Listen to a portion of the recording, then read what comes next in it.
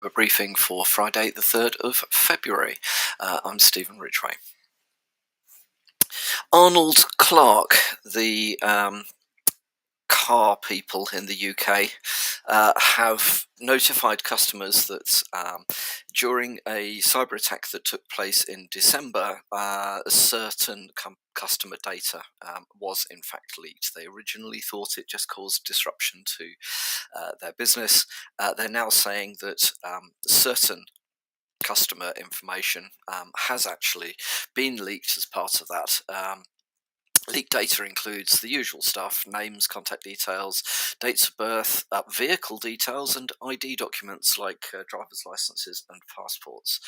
Some national insurance numbers and potentially some bank account details were also uh, affected. So if you are a customer or you know customers of Arnold Clark, it might be worth checking to see with them to see if you have been involved in any of this, and then taking the relevant precautions, especially if you're linking your vehicle details, your passport, your driver's license, your national insurance number, and your bank account details.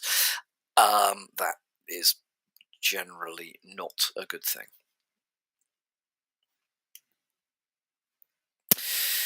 So there's an ongoing attack, an ongoing campaign um, from the Russia-linked Lockbit ransomware group. One of the organisations that they have hit recently is the financial technology firm Ion Group. Ion Group is a Dublin-based financial technology and trading group. Is involved in the clearance of derivatives and so on. Some of these financial instruments are complicated. If you're in the business, if you're in finance, you look at it and go, "Oh yeah, that's obvious." But I think to most people who aren't, they're not particularly obvious. However, what is puts it kind of into context is that the derivatives market in North America, last year in the third quarter, the value of trades was around 30 trillion. So there is a lot of money tied up in these things. This particular attack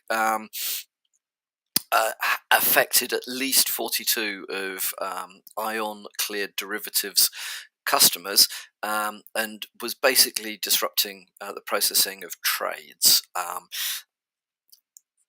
These attacks on this sort of financial infrastructure can have bigger effects than I think the general public really understand.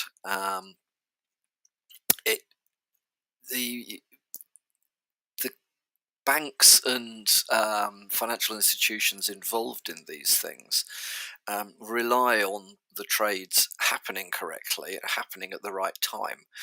Stuff is planned ahead. They know when the money's coming in, they know when the money's going out, and they're busily working on what's happening next. So any disruption into that can have a very large impact on liquidity, as in how much cash flow they've got, and other impacts as well.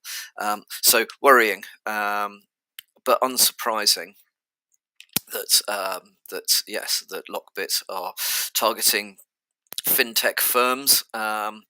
One to keep an eye out for, perhaps worth looking into any of the known TTPs of Lockbit and the Lockbit group, and making sure that you've got relevant alerts configured in your SIEM in order to catch that stuff. So the Register has published an article that's talking about yet another form of malvertising and delivery of malware loaders. Since Microsoft switched off macros, methods for delivering malware or delivering malware downloaders has diversified enormously, and there's a lot of effort being put into obfuscating these downloaders, or helping them to avoid detection through the likes of VirusTotal or whatever it may be. One that I wasn't aware of, which is the subject of this article, is using virtualized .NET loaders, which have been dubbed malvert. They're implemented in .NET and they use virtualization through the legitimate KOI, KOI virtualization protector for .NET applications, in order to obfuscate the implementation of the malware, and make it harder for anti-malware solutions to identify this. One to look into, one I'm going to go and read up a bit about, to make sure that we understand what indicators of attack or indicators of compromise there are in this space. There is more information in the article that we will link.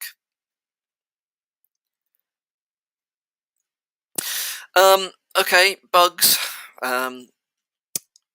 F5's Big IP has got a vulnerability that can lead to code execution and denial of service. So if you're using Big IP, F5 Big IPs, have a look to check that your version is in fact secure. There is a list of versions, affected versions, in the article. The issue doesn't affect all of the products in the product range. However, it affects a fair amount of kit, which is very commonly in use, especially in larger organisations. So, want to keep an eye out for there if you haven't already been notified by your normal patch management solutions. Also, in the patch arena, Cisco has fixed a bug that allows backdoor persistence between reboots on devices running Cisco's IOX application hosting environment. The security flaw CVE 2023-20076 is down to incomplete sanitization of parameters passed during app activation processes. So successful exploitation in and it can be in low complexity attacks. They don't require user interaction. It's quite a severe, quite a serious bug. However, patch is available. If you are running any of the products that are affected, I strongly recommend you patch and upgrade. Okay, Redis servers are being targeted for crypto mining. So the Headcrab botnet is focusing on ensnaring Redis servers, and have got at least 1,200 so far, according to the article in Security Week. So Redis servers are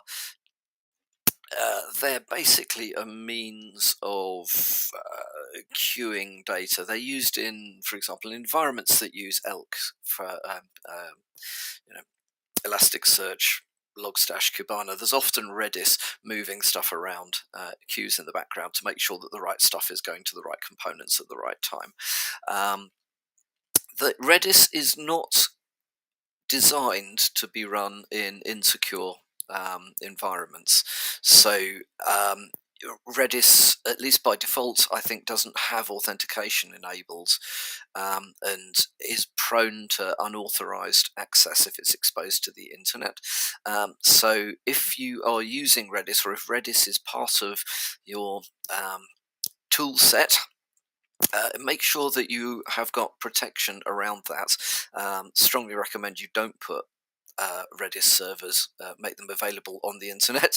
However, if you have to, for whatever reasons, do make sure you've got some good mitigating controls around that and some visibility about what's going on there.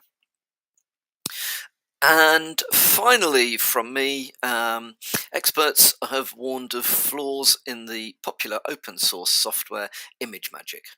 So ImageMagick is actually really cool if you want to do graphics stuff on Linux boxes. However, currently there are some vulnerabilities. There are patches available. because it is ubiquitous and it is found in all sorts of distributions of Linux, it is worth checking that even if you're not using it, it hasn't been kind of installed as part of a package to do, whatever, or part of the base desktop build or whatever it may be. Um, uh, if it is there, just make sure it is being updated. Hopefully, your distributions package management solution will have dealt with this, and hopefully, you are regularly applying patches and upgrades in your Linux environments. So that's everything from me today. Hope you have a good weekend, and I shall be back on Monday.